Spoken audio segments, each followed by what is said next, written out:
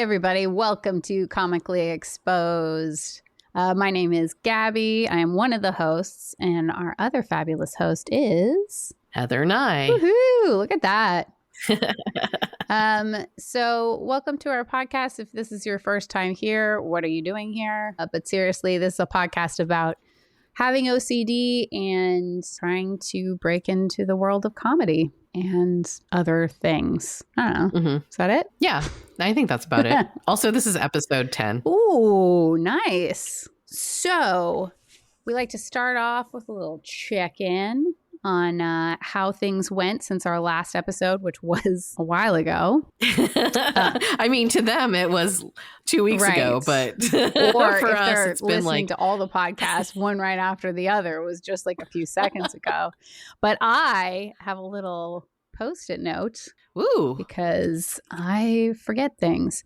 So I'm going to start with my stuff. How about that? Okay. Cool. Yeah. So last time I talked about auditioning for this play that I found out about from a buddy in aqua aerobics, you know, the classic entertainment story.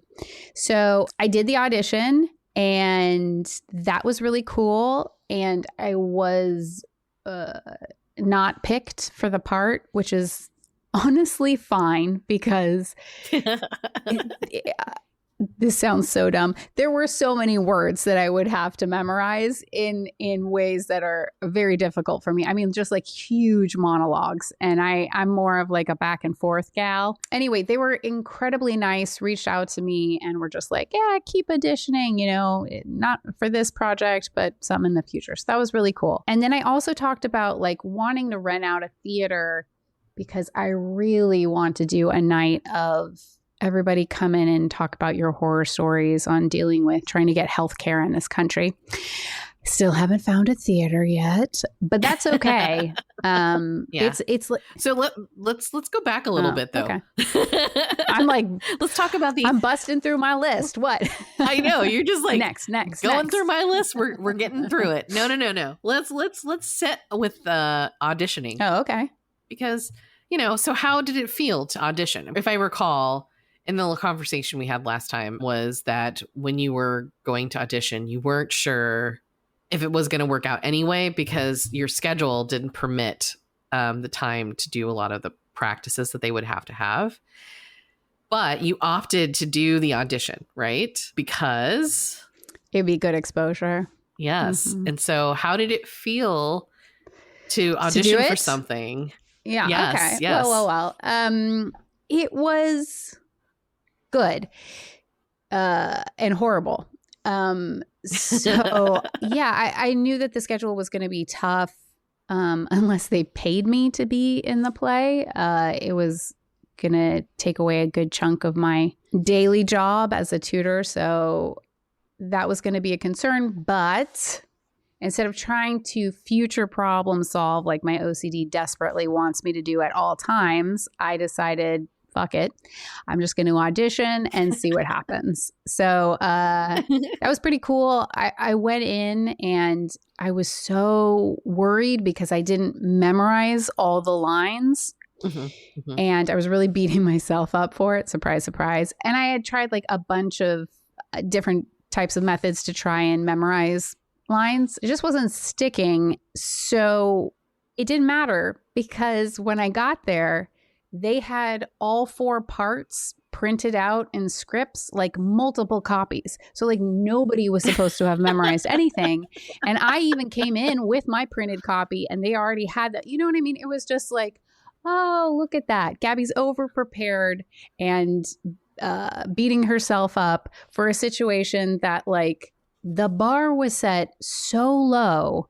Why am I holding myself to this like ridiculous standard up here and preparing for everything when it truly doesn't matter? And anyway, it gets into like trusting other people and trusting myself to take care of a problem should it arise.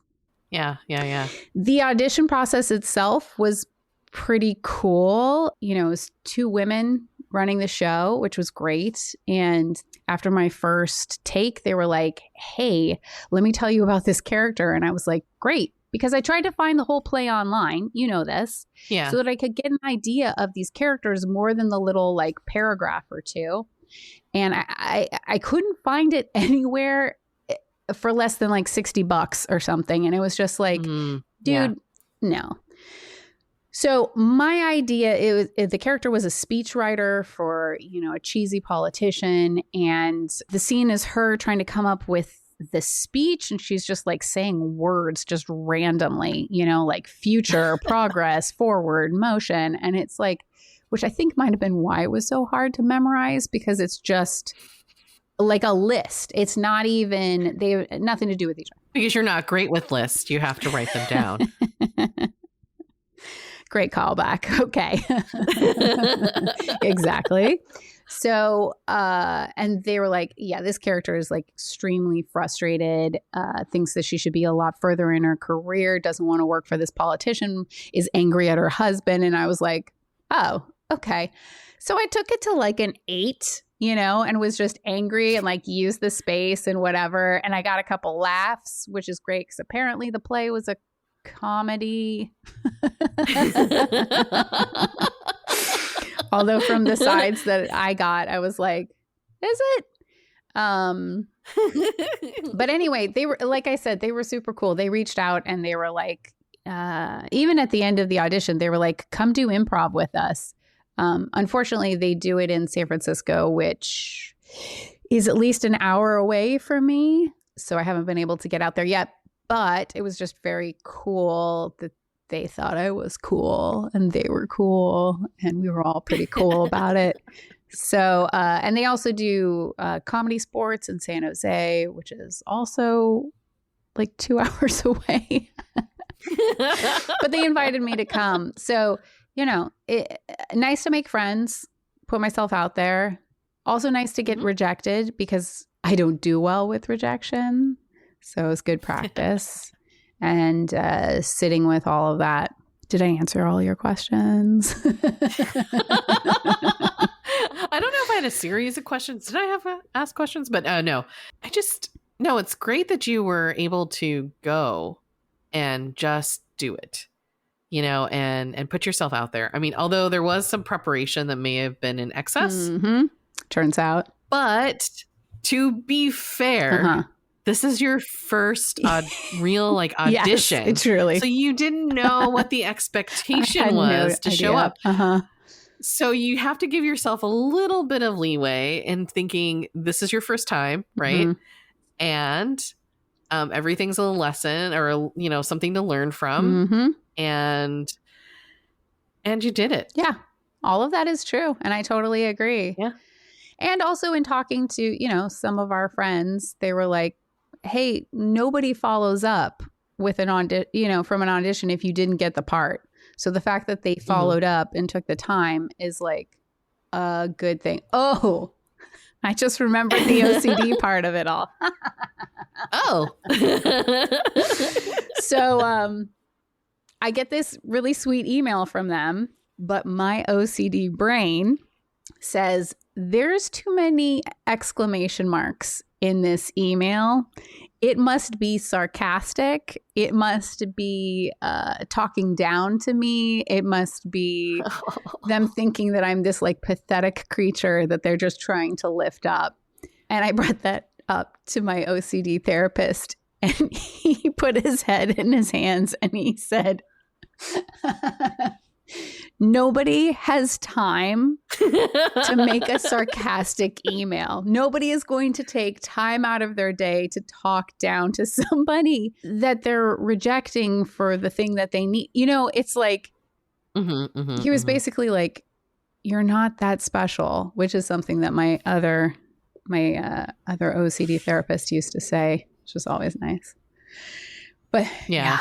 I think my therapist, if I would have brought that up, he would say, they might be.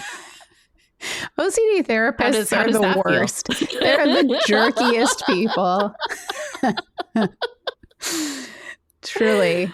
I mean, currently, okay, I know I'm jumping ahead, but currently my OCD exposure homework is to lie to myself because because I am so judgmental, which we talked about on the last episode, and I know that you are also judgmental of yourself, so self-critical, and my thinking just goes to the catastrophic.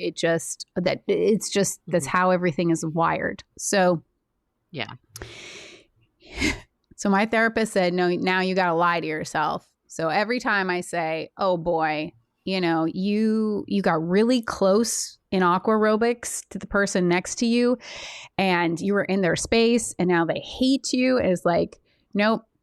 Now I have to say, I really blessed that person with the nearness of my presence in aqua aerobics today.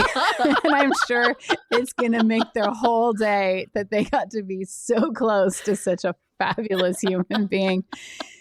Oh my God. So anyway, as my therapist is telling me to do this, I said, okay, that makes me feel like, one, I'm lying to myself, and it's like I'm not being realistic. I'm not facing reality. And he said, so what's the problem with that? And I said, well, it's a slippery slope because then I'll be delusional. And he said, okay, and then what? Again, OCD therapists are the jerkiest people. It's always like, and then what? And then what? And then, and you're like, oh, come on. So anyway, my and then what is, I'm afraid I will turn into Donald Trump. And he said, I wish you would.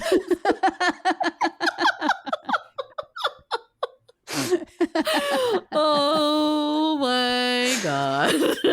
So all I'm saying is, if you notice me starting to part my hair a little too far and comb it over, if I start wearing ill-fitting suits and trying to run an entire political party based on my weird charisma,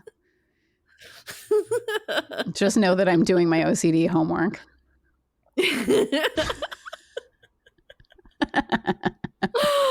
Oh, that's hilarious. Oh my God. It's, to me personally, and I don't know if the audience will feel the same way, to hear somebody else go through their own like OCD homework and hear the ridiculousness of stuff that comes out of your head that you're trying to reason why you can't do something. Then it makes you like, I mean, at least for me, it makes me go, okay, I see it. Yes. Oh my God. It's like, I love my individual OCD therapist, but my OCD group is so helpful because then somebody pops up and they're like, I'm not sure that I put the oatmeal away in a cupboard. So I had to check 25 times in the last hour. And I'm like, you dummy. Like, that is nothing. That oatmeal has nothing to do with anything. And then I come in and I'm like, I'm pretty sure I'm Donald Trump. And then I'm like, no, I hear it now. I hear it. That's bananas. The oatmeal makes more sense, Yes. Yeah. Yeah. That's, yeah. Yeah. Oh, and so I had a couple of friends over, brag, I have friends. And I have this whiteboard in my house that I recently got rid of all the OCD goal setting that was on there because it was for 25 different things and it was impossible to keep track of. And so I was just avoiding the whiteboard altogether. That's my main compulsion. So anyway, I had written very sloppily my OCD homework of lying to myself and trying to be Donald Trump. And these are my friends who are like political commentators, right? And so they come in and then I run up to use the bathroom and I come back down and they're both just staring at the whiteboard.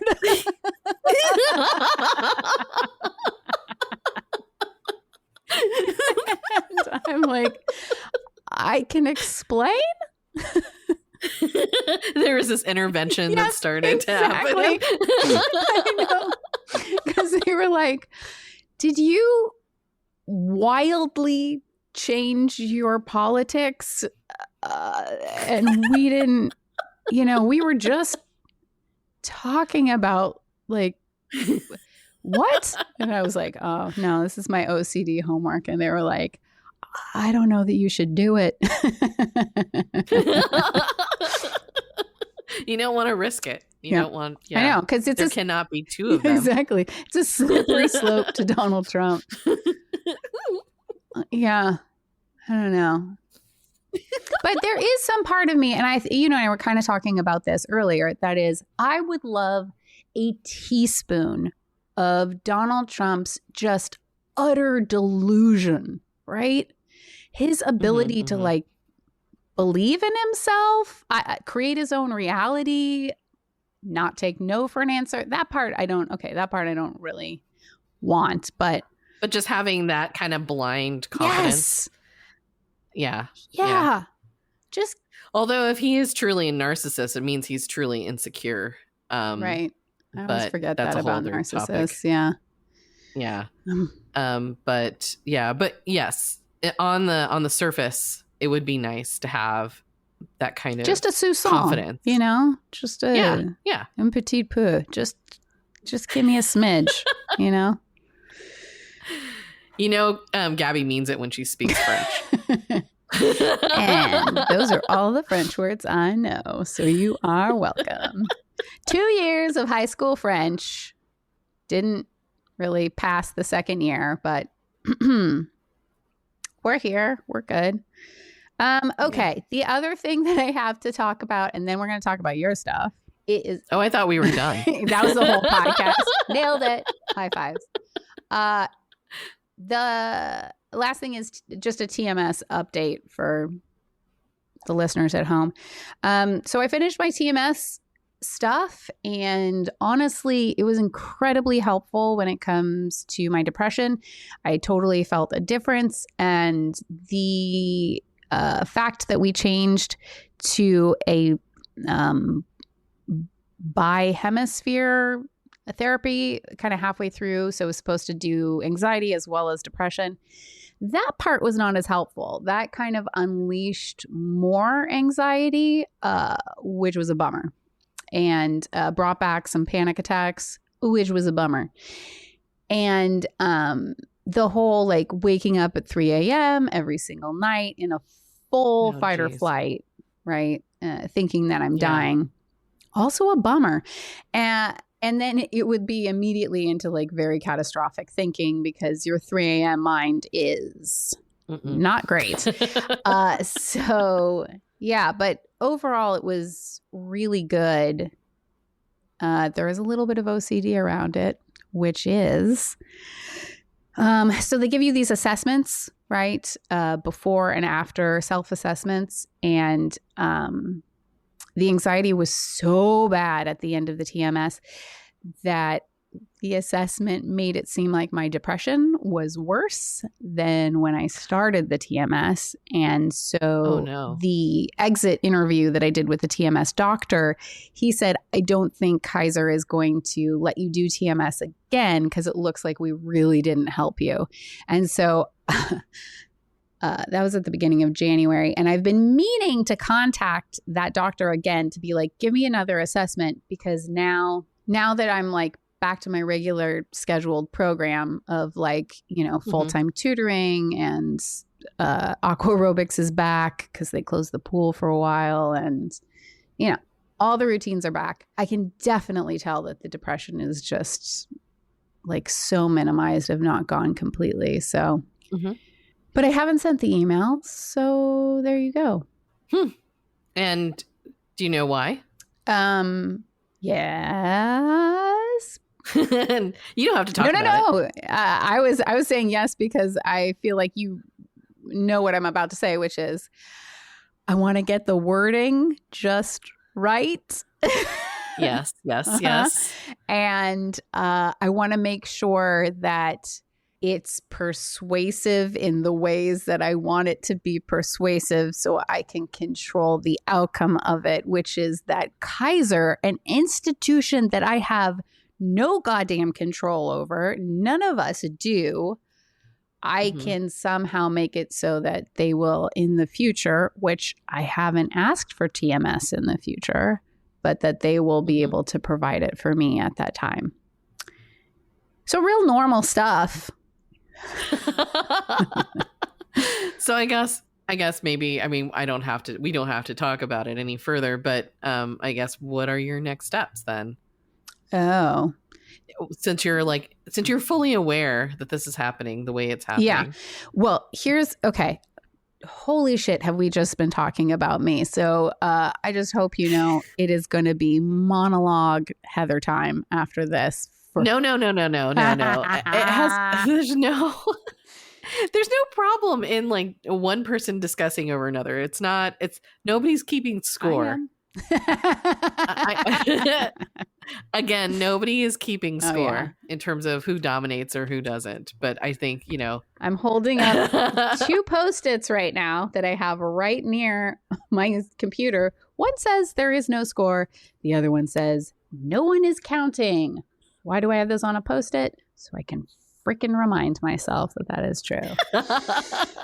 So here's the deal. I have just figured out, based on your suggestion a few weeks back in our sketch group, I've just figured out how to do dictation using my computer. Oh, great. So I have run through so many emails that I have been putting off and stuff like that. It makes it so much easier just to talk it out. That's great. Yeah. Yeah. I feel like a boomer, but the hell with it. You know what you should feel like as a doctor, because doctor dictates. Dr. Dictates is the name of our other podcast. Yes. Yes. Please welcome to the stage, Dr. Dictates. Yeah. So, and I'm going to do it imperfectly, this email, and then I'm just going to send it and let the chips fall where they may. So when World War III starts because of an email, you'll know who to blame. It's all Gabbie's fault. Yay! Okay. So going through your list, do we go through everything? Nope, or are we? Because the other things on my list are Heather. So last time you were talking about dissociating. Don't have to talk about it, but if you do, I'd love a little update, because I think you were going through quite a bit last time we talked. I actually don't know a lot about my detachment that I do. I think with anything, I started having a more discovery that I was doing it when I finally got in contact with my psychiatrist. Because he was opening me up to different things and actually understanding my emotions. Because I went through therapy for a very long time. And my therapist, because when she would actually ask me about my feelings, I would basically say, I don't know. Yeah. And the truth is that I thought I couldn't feel them. Yeah. But what was really happening is that I was feeling all of them. Overwhelmed. Yes. And I was overwhelmed and didn't realize it. And the way what I was doing about it was detaching myself from those emotions. Sure. And though detaching yourself from that is important, I mean, for an emergency situation, right?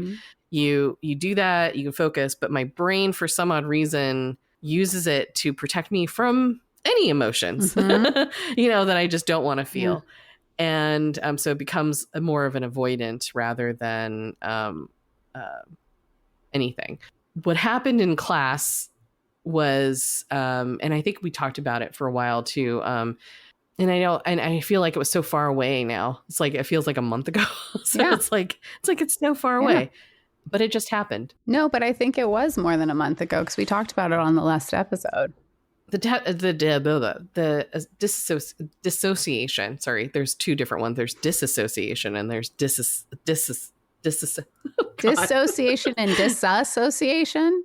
Those are different. It's like because people say them as interchanging, but it's like one's an actual thing. It's like you're disassociating from someone versus dissociative. Oh, like a disorder. I see. It's like dissociating from I don't know self versus someone else. Yeah. Okay. And that is an actual disorder. I have not been diagnosed with that. So I don't know if I actually have that disorder. Are you worried about stolen valor or something right now? I think it's okay for you to claim a little bit of this, even if you don't have an official diagnosis. It's because Instagram, TikTok, everybody claims to have things. Yeah. and they self-diagnose themselves rather than getting an actual diagnosis if they feel like they relate to them. Because I think in one way, Instagram and TikTok bring something to the forefront of something that's happening, right? If somebody's like, oh, wait, I do that. But then some people claim that they have the disorder without actually being diagnosed. And I kind of have a problem with that because one, it kind of undermines the person that's struggling with the actual diagnosis. And two, maybe it also means they're not getting the treatment they need. And so that's the other part. And then everybody, you know, whatever. Also, I should explain, everybody thought they had autism. Yeah, that was a fun time, you know, on Instagram. Yeah. But for me, one of the things that my OCD does is it thinks that I don't have OCD. Oh, yeah. And it thinks I have something else. And one of the things were autism. Great. And so I used to ask my therapist lots of weird questions, and then he would basically come back at me and he goes, so are you thinking that you have autism again? Okay, just real quick, I just want to interject for the listeners that thinking that you do not have OCD when you have OCD is so common. Yes. For me, there's a lot of like, oh, I'm just trying to get attention, obviously, or I'm just, you know, I'm trying to be a part of a group that I'm not really part of or something.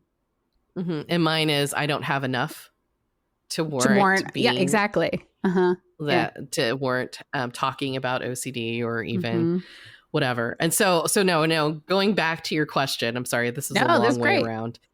So when I detach, it's usually in result of too many things happening at once, like meaning I am being utterly self-critical.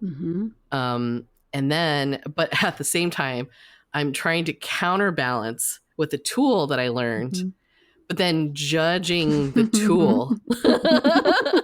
So if I'm like, one of the things is to be present in the moment. And rather than listening to what's happening in my head, acknowledging that I'm criticizing myself.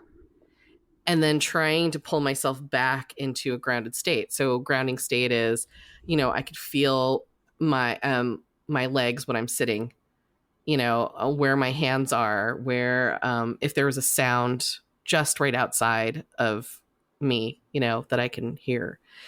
And those things bring me into the present moment. And then that way I could focus on what was being said.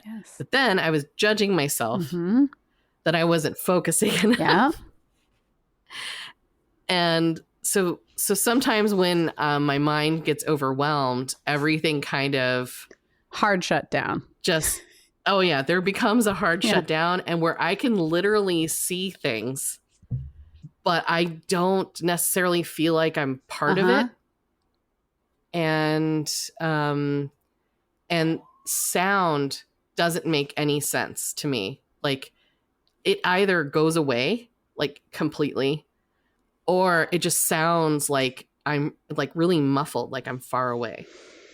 That is intense. You know?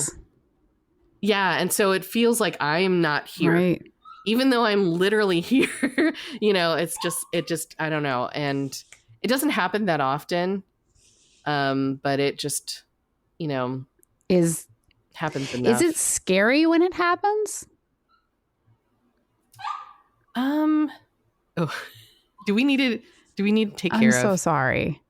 No, that's okay. No. Take care. There has been so much like activity happening over here, and I am being like, focus, stay in the moment, stay with Heather. This is important. Yeah, she's talking about something important, dude. I know, exactly. And this white man over here, because my dog is a little white man. Yeah. Yeah. Okay. 2 seconds. I have this new method where I put a bunch of treats in a blanket, and then I roll it up, and then I roll that up, and then it takes them a long time to get through it. So, so I'm going to do it. I'm so sorry, Heather. Okay. No, that's okay. And I'll probably forget what I talked about. I will remind you. Hi. Apologies. That was our commercial break. And we are sponsored by annoying little codependent dogs. Is your life full? Do you want something to be sucking the life out of you? Get a parasite today. Okay. So we were talking about your distancing that happens when you get a lot of thoughts and feelings coming in, especially when you then try and use one of your tools like redirecting to be in the present moment, but then judging yourself as to taking yourself out of the present moment in order to use the tool to be in the present moment. And then I also wanted to know, is it scary for you? It just feels like I'm feeling like nothing. Ooh. And so it's kind of like I'm dull, but I know what it really is. It's me being overwhelmed. Yes. That makes sense. Yeah. And so because of that, I'm trying to distance myself. But the thing that I'm trying to get better at is using self-compassion rather than trying to make myself present, having a bit more like throwing compassion at it and realizing this is happening. You know, this is really hard for me. And, it sucks, but I'm going through it. And just kind of acknowledging it and then putting compassion towards it, rather than, because what ended up happening was after class was over, I was going through an influx of combating doing compulsions and not doing compulsions. Mm-hmm. And they would just start up throughout the entire day. I think it lasted for days, like honestly, like on and off and like for hours on days. It's not like 24 hours of doing compulsions. That would be insanity for me. Because I've never done that before that I'm aware of. But the things that I am aware of, I mean, I find myself, catching myself doing a compulsion and I'm just like, whoa. But the weird thing is when I do compulsions, they feel, and I don't know if this is true for you. And I don't know if it's because I've had OCD undiagnosed for so long in my life that I've found ways around things. Mm-hmm. But for me with compulsions, at least in the past, I wouldn't know they're happening. Yeah, certainly my mental compulsions are like that. I do little things like that aren't necessarily mental, but, that seem repetitive outside of, and I'm not even aware that I'm doing it. And then that's when I'm like, oh, how long have I been doing this? Mm-hmm. And then I'm acknowledging it. And so now I'm getting better at it where I'm starting to notice them more closer to the beginning rather than not knowing for like an hour. Yeah. And so, and then it always feels like what happened at time. Yes. Like literally like what just happened. It's like waking up from some weird zoning out state, where I'm not realizing I'm doing something. And then it's like, oh, this is weird. Yeah. It's just interesting. It just brought up to me, like I was talking to somebody recently and about the judgment and critical voice. And they were like, oh, well, I just, I don't talk to myself like that, like in a judgmental way, or I don't, and this is, how I took their words, but it was like, oh, just don't do that. Just don't be critical to Yeah. That's the hard part. I mean, it is. I mean, people mean well, and I think we've mentioned this in another one, in another podcast. But people mean well. Yes, absolutely. But if they don't have OCD, everybody has obsessive and compulsive stuff, but it's not a disorder unless it interferes with your daily function. And so it's like, okay. I can see how for some people it'll be like, oh, that was a critical thought I just had. Well, I'm not going to do that anymore. I'm just going to think rainbows and sunshine and boy, howdy, I'm great. And I'm like, God bless, wish I could. Right. Yeah. And that's, like how, I mean, you talk to anybody with a disorder, with any disorder, I mean, and then try to correct them with somebody who doesn't have the disorder. There's so many self-help books that I'm sure that helps a lot of people, but they don't necessarily help. No. I mean, and it's also, everybody. It's a bit like you and I have talked about, like the years of talk therapy that we went through that was so well-meaning and the therapists were just lovely human beings, but holy shit, does it not help? You know what I mean? It's like I have probably 15, 20 years, since I was a kid of like talk therapy. And then as soon as I got the OCD diagnosis and a good OCD therapist, they'd be like, stop talking. It doesn't matter, what the origin of this particular thought is. The point is, let's stop having the thought. And it's, I don't know if we've talked about the pink elephant. It's pretty famous. You tell somebody, don't think about a pink elephant, and it's all they can think about, right? Yes. And it's the same way with an intrusive thought or a compulsion. If you tell somebody, just don't do that, well, that's very well meaning, but that's not it. For me, I need an active solution, right? My active solution is refocus on my valued activity. What was I doing before OCD told me to pile those pennies in groups of threes, right? Yeah. Yeah, exactly. And then why you had to keep doing it. Exactly. And it's like, just let go of that and keep focusing on, writing the great American novel, which I am decidedly not doing. But, what is it for you? Is it like an active thing? Is it just the acknowledgement that it's happening and then you can start to use other tools? What works for you? Yeah. I mean, it depends, because some parts of it is fraught with other kinds of emotions, but it depends on the situation. For a typical OCD episode, it is acknowledging that I had a thought, like an intrusive thought, and also acknowledging that I felt the need for compulsion.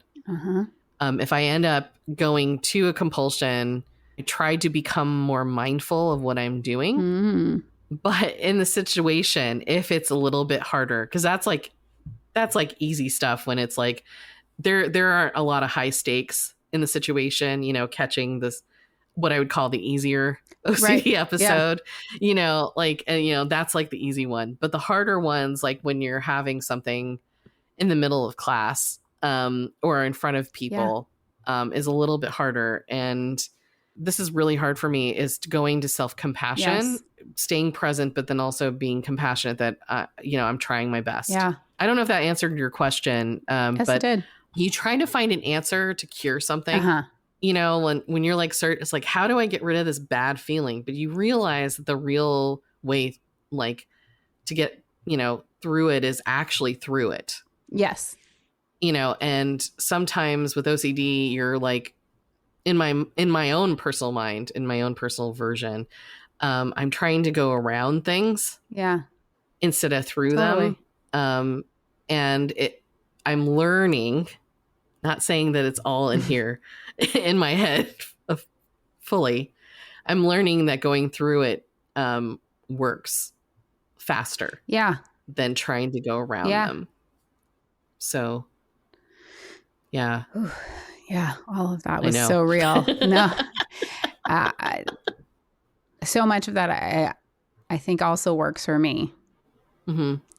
So if you don't have OCD, then I don't have OCD. We're just two people complaining about nothing. Yeah. Everybody has a bajillion thoughts and compulsions and makes their day-to-day life difficult because they're piling pennies, which I've never done, but 3 is definitely one of my go-to numbers. So, yeah, there we go. I feel like this is a very long episode so far. Do we want to talk about stuff we want to work on for the next couple weeks, or? Oh yeah. Well, I was gonna mention the things that I worked on. We're out of time. Well, did you go through your list yet of all the things that you worked on? Yes. Okay, great. Maybe I'll just go through them pretty quickly because it's big stuff, but you don't have to. You do it at whatever time speed you want. Okay. I in the month of January, I participated in Scriptapalooza, or no, wait a second. No, I just made that up. Pilot Palooza through Script Anatomy. Gotcha. Sorry. Maybe that sounded more catchy. It did sound more catchy. I think you should give them the note. Yeah. So Pilot Palooza is a 30-day program that you basically write an entire pilot first episode. Dang. And it's both a drama or a 30-minute sitcom. Gotcha. I chose 30-minute sitcom because 1, less pages, 2, I like comedy. Mm-hmm. So I'm going to go that direction. I would equate it to, I think it's similar-ish to NaNoWriMo, which, if not everybody knows what that is National Novel Writing Month that happens in November. And you basically write an entire novel, which is 50,000 words in a month. Oh my God. And I've done it before. Very impressive. I've actually done NaNoWriMo. It was insanity. Sure. But the way that I use NaNoWriMo is to get faster at writing and be able to do that. And it actually did help. So I would highly advise, even if you don't have a structure, just writing a random story, which is what I did. Every day was a different part of the story that made no sense afterwards, but was a great way of being able to put words down on paper. Pilotpalooza, I would highly suggest for those who have written pilots before and are maybe looking. I'm not talking like experts. I'm talking like someone who's a little green or maybe emerging, looking to write a pilot that you may have already an idea of, because I would come into it with a little bit of an idea, and it brings a structure to your own writing, because for me, writing scripts, it can be kind of all over the place because I'm trying to make it perfect. Yeah. And I think having a structure where you're forced to writing something and learning something in I would say baby steps was a great way to get something out of your own writing. Did I make it at the end with a pilot? No. But I did make very good strides on an idea I had about a couple years ago. And yeah, and so and really got me thinking about character and other things. But when I got to the outline, I realized I needed something different in the way that I structured the idea of the character and how the character started. So it made me go backwards a little bit, which is fine because it's an iterative process, but it did get me a lot further than I had been when I came up with the idea a couple years ago. So I don't know, I would highly advise it. And just be kind to yourself if you make it or you don't. Yes. Because that's another thing, is that, oh shit, I'm really far behind, but then when I kind of let go of that feeling of like, I'm so far behind, I just realized, this is benefiting me. And then maybe next time I can write, come at it with a different perspective. Yeah. Another thing that I did yesterday that gave me a lot of exposure was I finished a humor piece that I wrote. I think I started writing it in November, and then I kind of wrote it for a class in December, and then just kind of left it alone for a little while. And all I needed to do was just finish, like refine a few sentences and rearrange a few parts. And that was all I had left. And so I challenged myself in 2 days to finish and submit. Nice. And I submitted it. Yay. So this will either be my first rejection of 2024 Woohoo. or my first something being published. Awesome, either way. 2024 and ever. So I'm excited and scared, and submitting it was challenging because I also like to reread emails a lot. And submitting it and sitting with the idea of it being out and out of my control was fascinating. And so I was able to give myself a little bit of exposure, which was kind of nice. Cool. I mean, nice in the sense of progress to my OCD therapies. Not nice feeling to me. Gotcha. Mm-hmm. Well, I'm proud of you. Thank you. Mazel tov, Yeah. as they say in the business. Yeah. So what are you going to work on? That's a great question. So I think my very boring but true answer is I am going to focus most of my energies on getting a job. Oh, I nice. know. It's and not a comedy job, but just a day job that pays bills because I love being a tutor. I'm really effing good at it and I help a lot of people, but there's no guaranteed hours.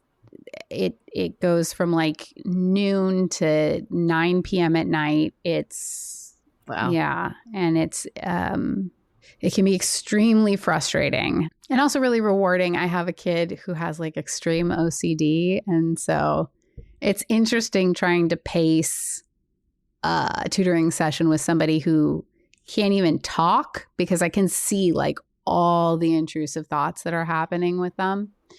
But we're making a ton of progress. But anyway, it doesn't matter. The point is, I don't want to be in education anymore.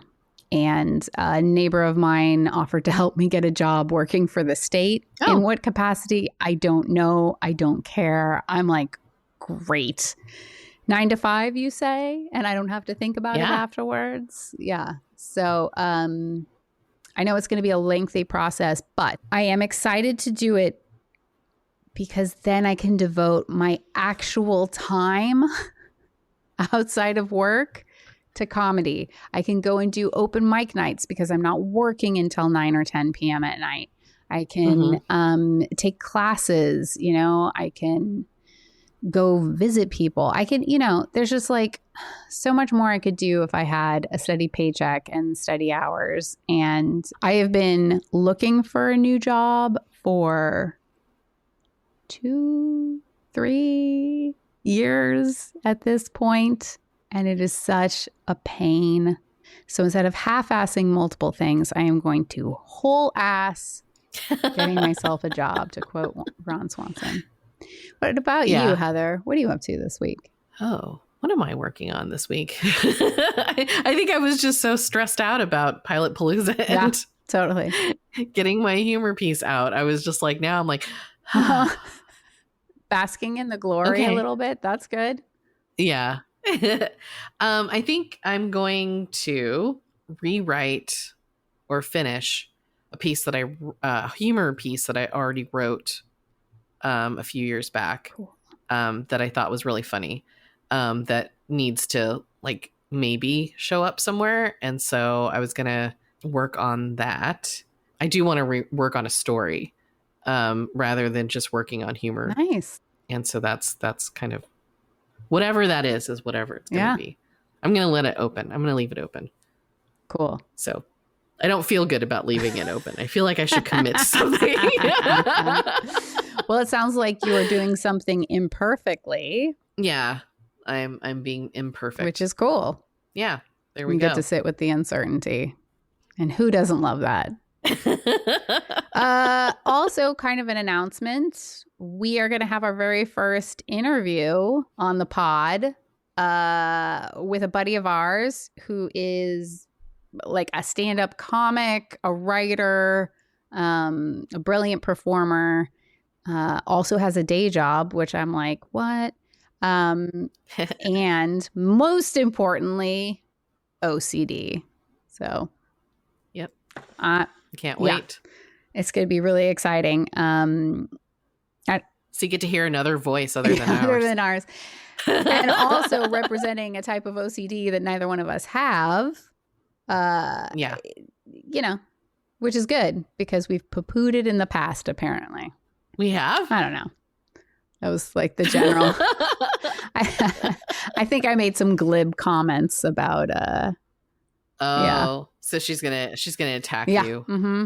She's gonna eviscerate me, and we're gonna put it on YouTube. No, I'm just kidding. No video version. It's just gonna be audio, but it's gonna be amazing. So I'm really excited. It will be amazing. Yeah. Well, that's great. Well, it sounds like we're doing things. we're doing things and we're going to be done. That's right.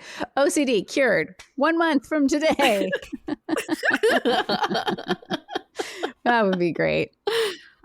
Yes, it would be.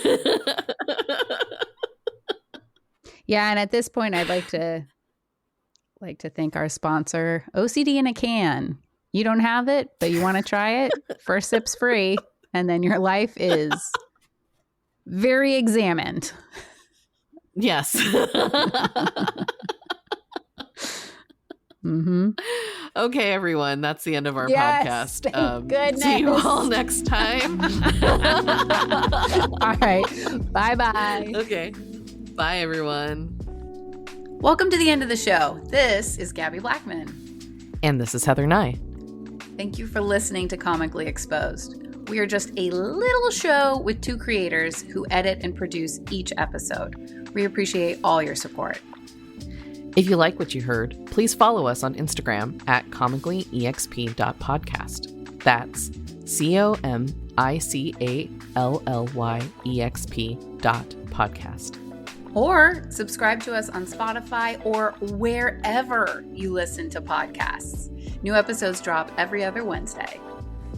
Also, special thanks to Track Club and Goldenfinch for providing the music. Thanks for listening, and hey, everybody, today is a great day to expose yourself. Okay, until next time, ta-da for ta-da! Bye! Bye. Bye. Bye! Bye. Bye! Bye. Bye.